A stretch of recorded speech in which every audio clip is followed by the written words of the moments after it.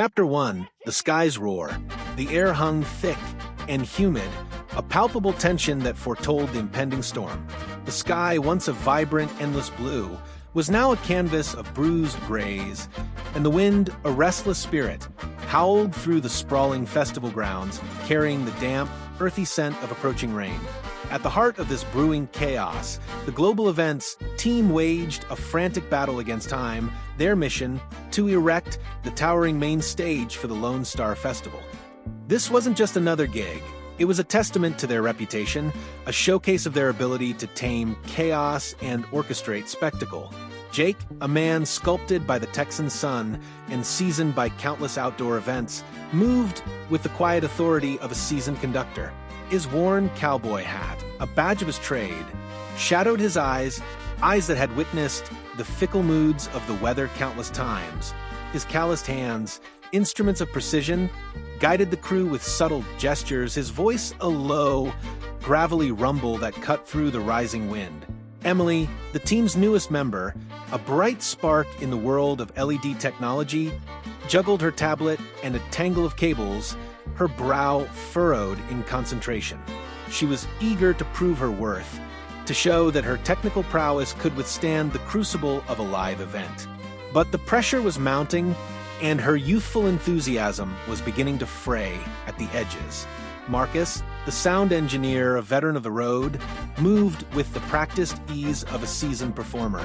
His headphones, a constant companion, shielded him from the external noise, allowing him to focus on the intricate dance of frequencies. His calm demeanor, a stark contrast to the growing anxiety around him, was a shield against the ghosts of his past, a past that whispered of a different kind of storm. Sarah, the event coordinator, a whirlwind of energy and optimism, darted between the crew, her walkie-talkie crackling with updates and instructions. Her smile, usually a beacon of reassurance, was strained, a thin veil over the growing unease she felt as the sky darkened. Jake's gaze, drawn repeatedly to the ominous clouds, held a flicker of apprehension. He'd seen storms like this before, storms that could turn a festival into a disaster zone. Emily, he barked, his voice sharp against the wind, ramp up the LED panel assembly. We're running out of time. Emily, her fingers flying across the tablet screen, relayed the order to her team, her voice trembling slightly. Marcus, interrupting his meticulous work, turned to Jake, his expression grave. Jake, we need to cover the sound equipment now. This rain could fry everything. The pressure intensified, a tangible force that tightened its grip on the crew. Sarah, her voice laced with forced cheerfulness, tried to rally the team, but the growing anxiety was palpable. And then, as if on cue, the sky unleashed its fury. Rain, thick and heavy, pounded the festival grounds. The wind howled like a banshee, and lightning, jagged and blinding, ripped through the darkness. The Global Events team, caught in the deluge, scrambled to protect their equipment, their efforts a desperate dance against the relentless storm. Emily, her eyes wide with panic, slipped on the slick stage, her outstretched hand knocking against a towering LED panel. The panel, its delicate circuitry, no match for the force of the impact, shattered, sending shards of glass and electronic components scattering across the stage. A collective gasp echoed through the crew, their hopes and efforts dashed against the unforgiving reality of the storm. Jake, his face a mask of grim determination, rushed to Emily's side, his voice booming above the roar of the rain. Emily, are you all right? Emily, her face streaked with rain and tears, nodded weakly. Yes, sir, but the panel. The rain continued its relentless assault, the wind whipped through the stage rigging, and the once promising festival grounds were now a scene of chaos and despair. The main stage, a symbol of their ambition, was now a casualty of the storm. The chapter closes with a close-up on Jake's face, a steely resolve etched into his features, a silent vow to defy the storm and resurrect the stage, no matter the cost. Chapter 2, Salvage in Shadows. The storm, a relentless beast, continued its assault.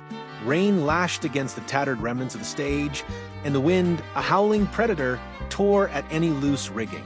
The Global Events team, soaked and shivering, huddled beneath makeshift shelters, their faces etched with a mixture of exhaustion and despair. The shattered LED panel lay, like a fallen monument, a stark reminder of their dashed hopes. Jake, his eyes narrowed against the driving rain, surveyed the damage, his mind racing through a whirlwind of calculations and contingencies. He was a man of action, not words, and the sight of the ruined stage was a personal affront. He wouldn't let this storm win. Marcus, he barked, his voice hoarse, assessed the damage to the sound equipment. We need to know what we can salvage. Marcus, his headphones abandoned, moved with a weary determination, his experienced hands probing the drenched equipment. He was a survivor, a man who had faced his own storms in the past, and he knew how to pick up the pieces. "It's bad, Jake," he reported, his voice grim.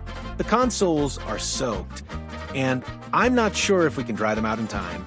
The speakers might be salvageable, but we'll need to test them thoroughly." Emily, her face pale and her eyes filled with remorse, approached Jake, her voice barely a whisper. "Jake, I'm so sorry. It was my fault." Jake, his gaze softening slightly, placed a hand on her shoulder. "It was an accident, Emily. We all make mistakes. Now, we need to focus on fixing it." Sarah, her optimism battered but not broken, rallied the remaining crew, her voice ringing with a newfound determination. "All right, team, let's get to work. We're not going to let this storm beat us. We're going to rebuild the stage, even if it takes all night." The team, their spirits rekindled by Sarah's unwavering resolve, began the arduous task of salvaging what they could. They worked in the driving rain, their hands numb, their bodies aching, but their determination unwavering. They were a team bound together by a shared purpose, and they wouldn't let a storm or a shattered LED panel break their spirit. As the hours dragged on, the rain began to subside, and the first hints of dawn painted the sky with a pale, watery light. The team, exhausted but triumphant, surveyed their handiwork. The stage, though battered and bruised, was standing again, a testament to their resilience.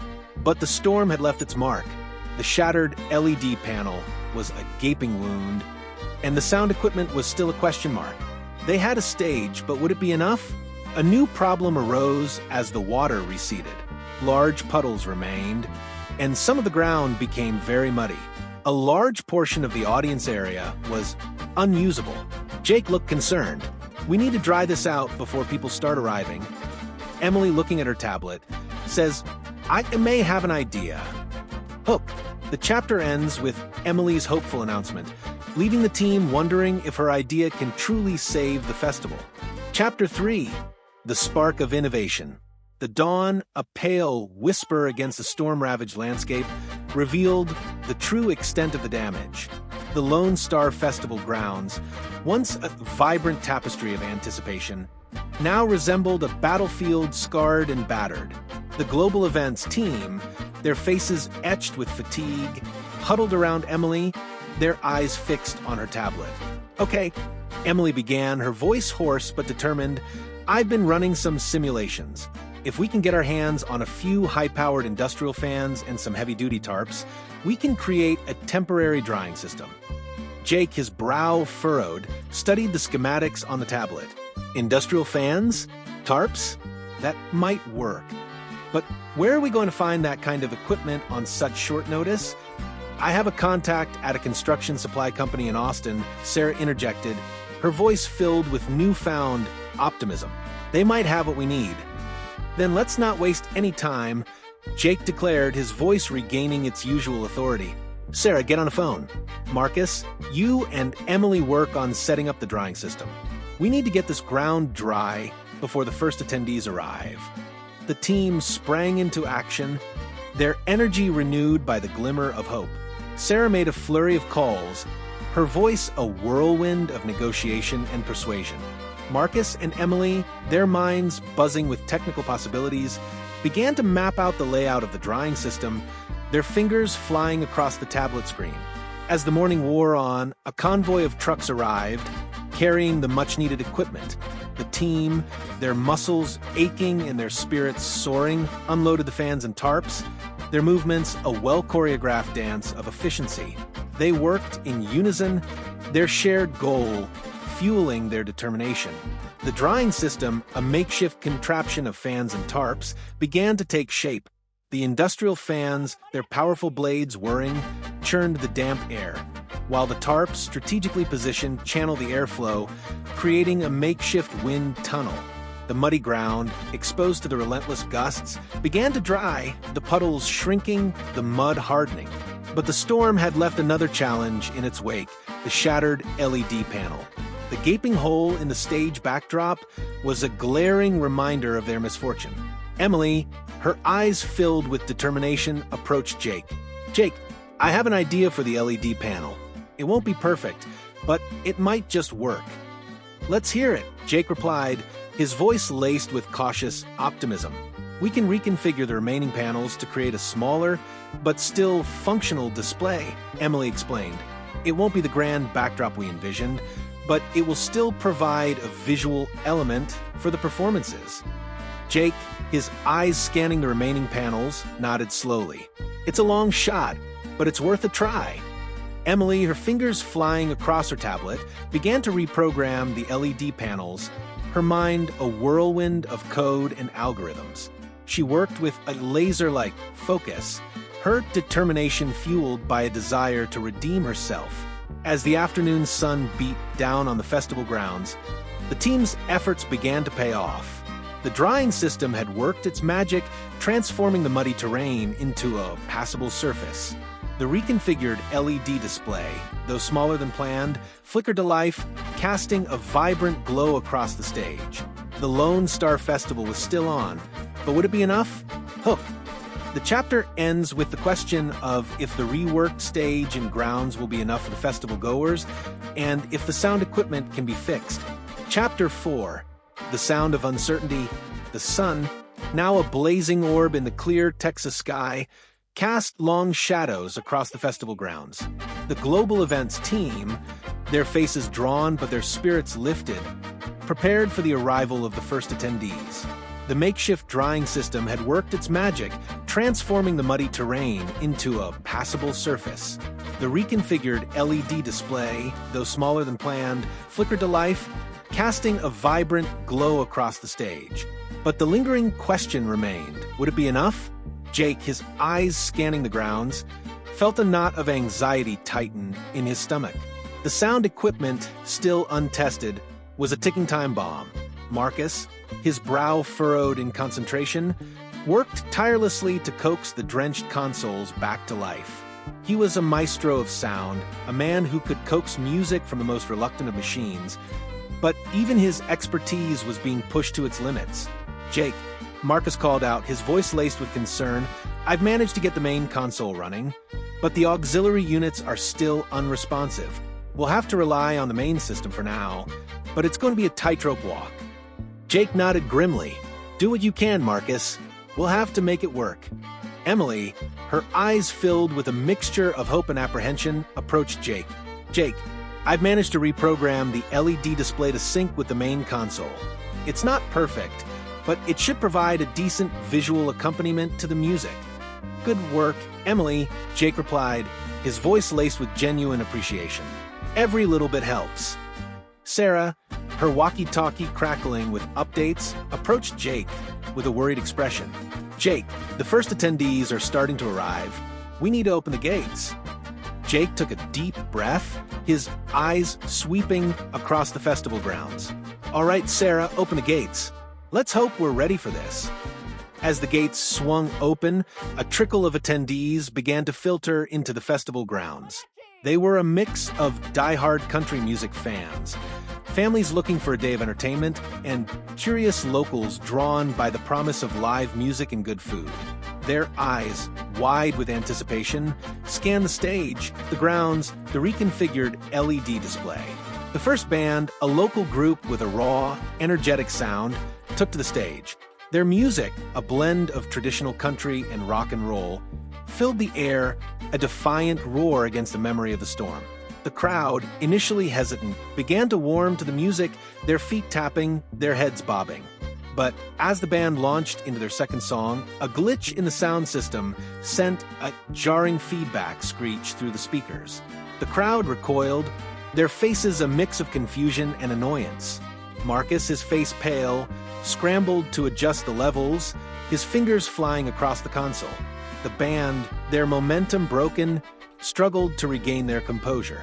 The lead singer, his voice strained, tried to engage the crowd, but the damage was done.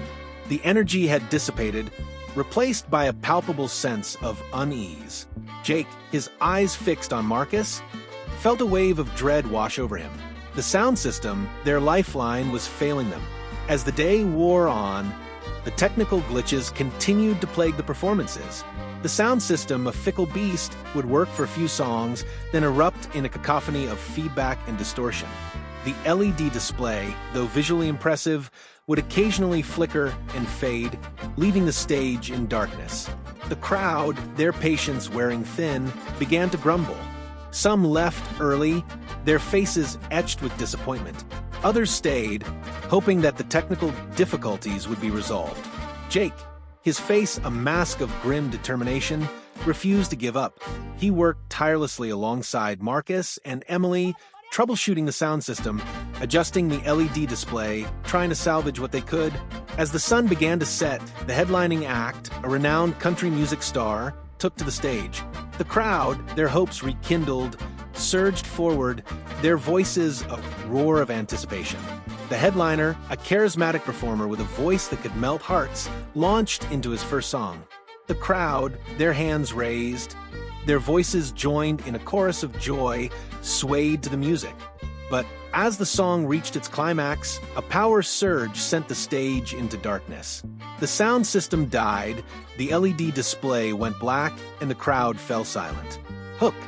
The chapter ends with the headliner's performance plunged into darkness, the fate of the festival hanging in the balance. Chapter 5, The Fading Echo. The crackling sound, like a dying ember, echoed through the festival grounds, a jarring counterpoint to the vibrant music. Marcus, his face a mask of concern, frantically adjusted the dials on the sound consoles, his fingers flying across the controls in a desperate attempt to salvage the performance. But the damage was done. The waterlogged consoles, pushed beyond their limits, were succumbing to the strain, their electrical circuits sputtering and failing.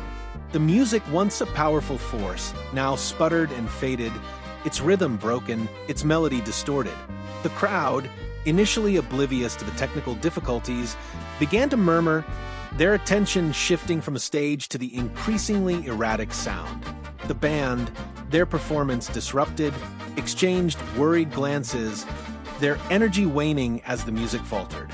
Jake, his eyes narrowed, his jaw clenched, watched the unfolding disaster with a growing sense of dread. He knew that the sound system was the heart of the festival, the lifeblood that pumped energy into the crowd. Without it, the event would wither and die. He turned to Marcus, his voice a low growl. "Marcus, what's happening?" "The consoles are failing, Jake," Marcus replied, his voice strained. "The water damage is too severe. I'm trying to keep them alive, but they're dying on me." Emily, her face pale, her eyes filled with a mixture of fear and determination, approached Jake. "Jake, I might have a solution. It's a long shot, but it's worth a try." "What is it?" Jake asked, his voice laced with a desperate hope.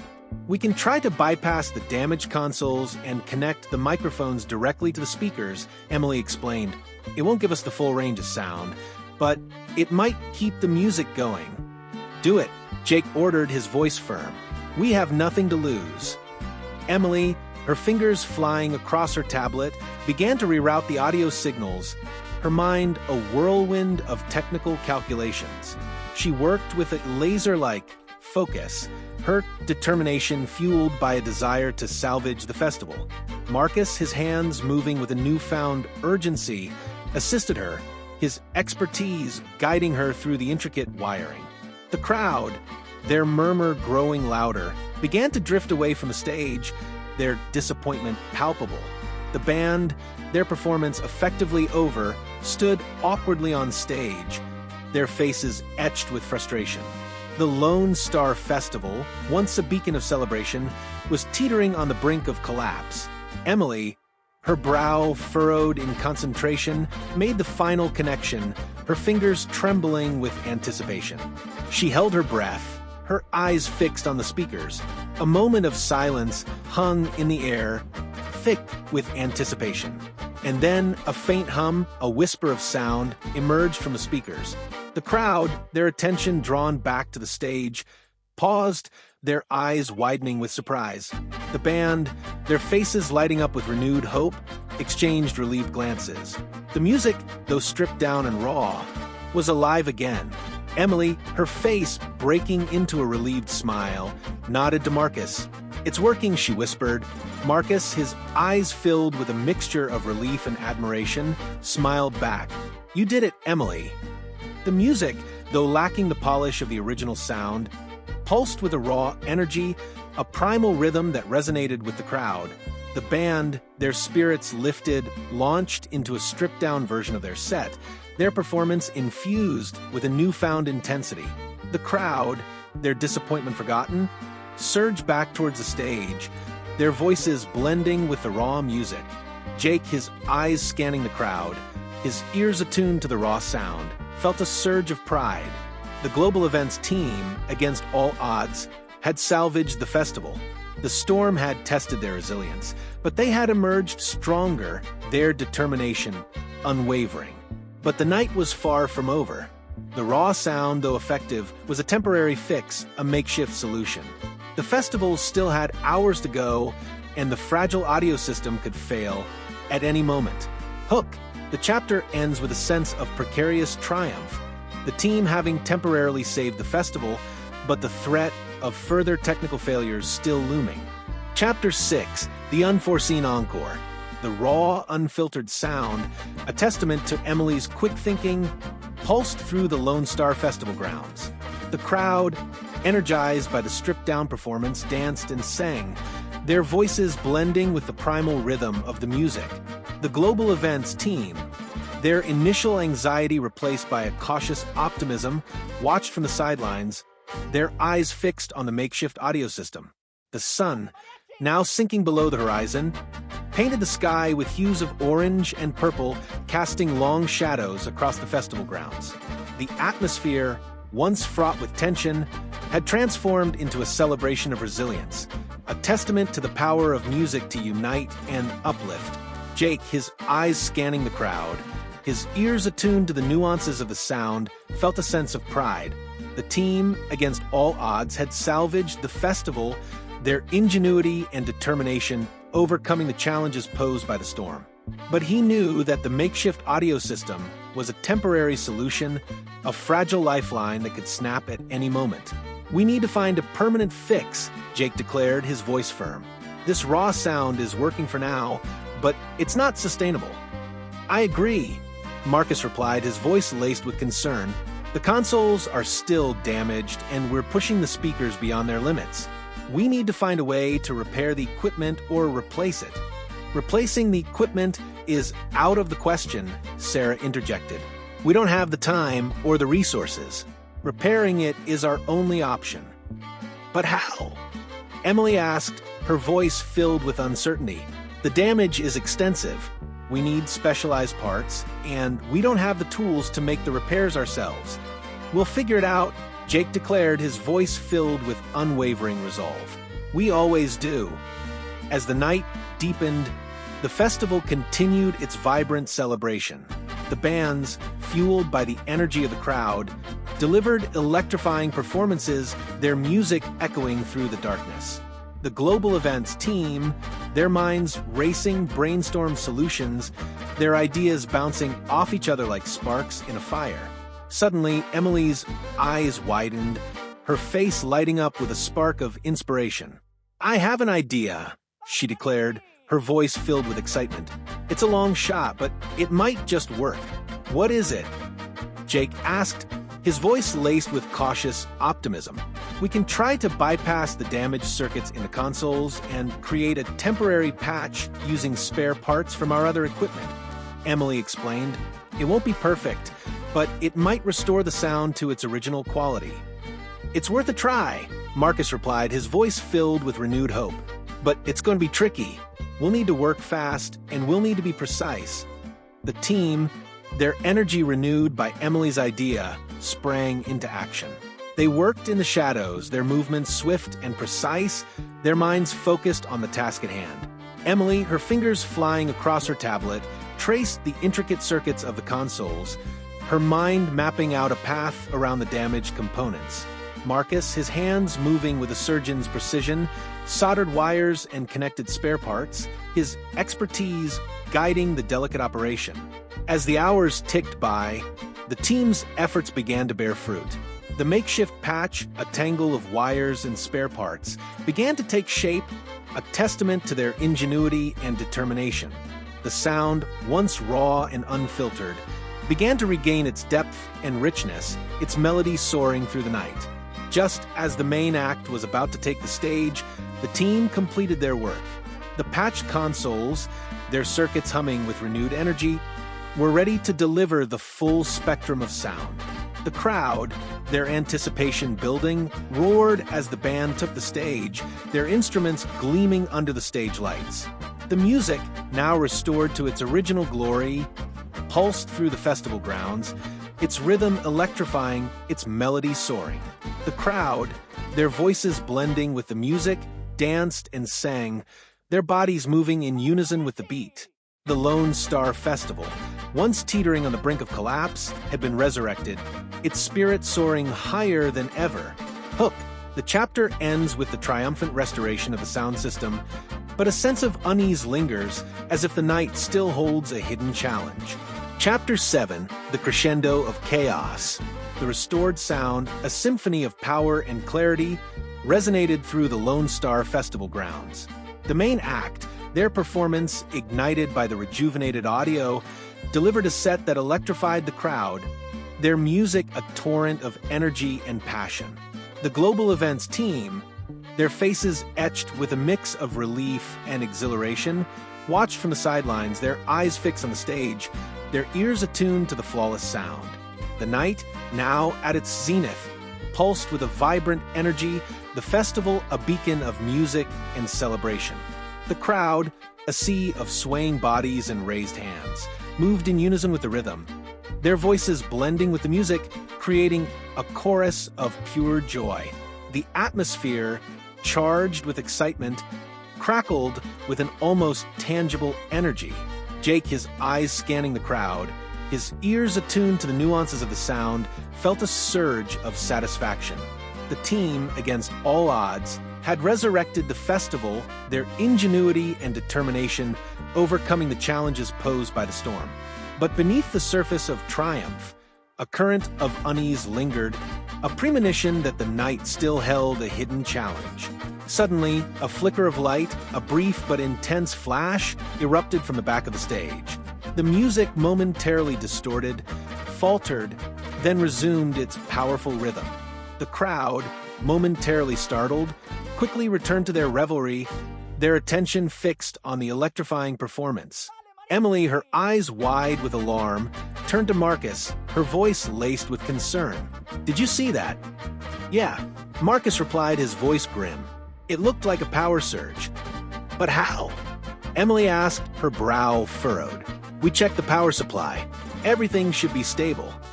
"Maybe it's not the power supply," Jake interjected, his voice laced with suspicion. "Maybe it's something else." The team, their initial relief replaced by a renewed sense of urgency, began to scan the stage, their eyes searching for any sign of trouble. They checked the power cables, the lighting rigs, the LED displays, but found nothing amiss. Then another flicker of light, this time brighter and more intense, erupted from the side of the stage. The music, momentarily distorted, faltered again, then resumed its powerful rhythm. The crowd, now showing signs of unease, began to murmur, their attention shifting from the stage to the growing chaos. Jake, his eyes narrowed, his jaw clenched, knew that time was running out. Whatever was causing the power surges, it was escalating, and it was threatening to derail the festival once again.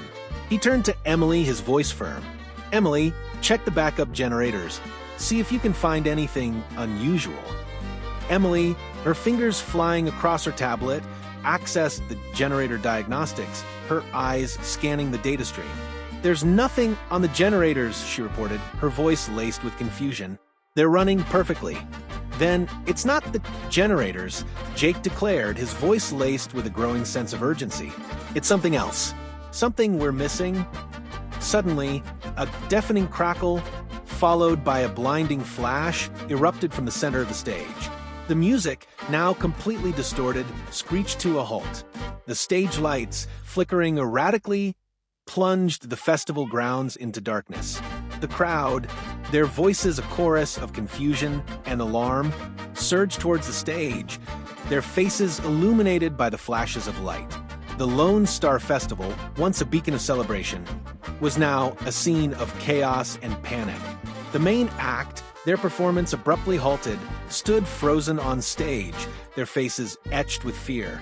The Global Events team, their initial triumph shattered, scrambled to restore order, their voices echoing through the darkness. Jake, his voice booming above the chaos, ordered the crew to activate the emergency lights. Sarah, her voice laced with urgency, instructed the security team to control the crowd. Marcus, his hands flying across the damaged consoles, attempted to restore the sound. Emily, her eyes fixed on her tablet, tried to identify the source of the power surges. The festival grounds, once a vibrant celebration, had descended into a maelstrom of confusion and fear. The night, once filled with music and joy, had transformed into a battleground against an unseen enemy. Hook, the chapter ends with the complete collapse of the stage's power system, plunging the festival into darkness and chaos, leaving the team to face their most daunting challenge yet. Chapter 8, Embers and Echoes. The aftermath of the fire was a sobering sight. The once vibrant convention center was now a scene of devastation, the air thick with the smell of smoke and the debris of burnt equipment. The team from Global Events Incorporated, their faces etched with a mix of exhaustion and determination, worked alongside the firefighters, salvaging what they could from the wreckage. The LED panels, miraculously unscathed, were carefully packed into protective cases. The sound equipment, though damaged, was still salvageable, and Mark meticulously cataloged each piece, noting the extent of the damage. The lighting console, a charred husk of its former self, was a total loss, a stark reminder of the night's challenges. As the sun began to rise, casting a golden glow over the scene, the team gathered near the main entrance, their faces illuminated by the soft light. They were weary, their bodies aching, but their spirits were unbroken. "We lost a lot," Alex said, his voice heavy, "but we also gained something. We gained a deeper understanding of our resilience, our ability to overcome adversity." Sarah nodded, her eyes filled with a mix of sadness and determination. "We'll rebuild," she said, her voice firm. "We'll find new equipment, new venues, and we'll come back stronger than ever." Kevin, his face breaking into a wide grin, held up a small, charred circuit board. "And we'll learn from our mistakes," he said. "We'll find ways to protect our equipment from extreme heat, to prevent this from happening again." Mark, his eyes fixed on the rising sun, smiled. "We're a team," he said, his voice filled with warmth. "And as long as we have each other, we can overcome any challenge." The CEO, having observed the team's dedication and resilience, approached them, his face filled with admiration. "You folks are incredible," he said, his voice sincere. "You faced a series of challenges and near catastrophe, but you never gave up. You delivered a successful event, and you did it with grace and professionalism." He paused, his eyes scanning the faces of the team members. "I'm going to make sure that Global Events Incorporated gets back on its feet," he said. "I'm going to invest in new equipment, new venues, and new opportunities. I believe in your team, and I believe in your potential." The team erupted in cheers, their voices echoing through the empty halls. They had faced the fire, weathered the storm, and emerged stronger, their bond strengthened by the shared experience. As the day progressed, the team began the process of assessing the damage and planning their next steps. They contacted their insurance company, arranged for temporary equipment rentals, and started searching for new venues. They were determined to keep their business alive, to continue delivering exceptional events for their clients. In the weeks that followed, Global Events Incorporated faced a series of challenges. They had to rebuild their inventory, find new clients, and regain the trust of their former partners. But they persevered, their resilience and determination driving them forward. They found a new warehouse, a spacious and well-equipped facility that could accommodate their growing needs. They invested in new equipment, state-of-the-art sound systems, lighting consoles, and LED panels. They also expanded their team, hiring new technicians and event planners, bringing fresh perspectives and innovative ideas. As they rebuilt their business, they also strengthened their bond as a team. They shared stories of their past experiences, their triumphs and failures, their hopes and dreams. They learned from each other, supported each other, and celebrated each other's successes. Months later, Global Events Incorporated hosted its first major event since the fire, a charity gala for a local children's hospital.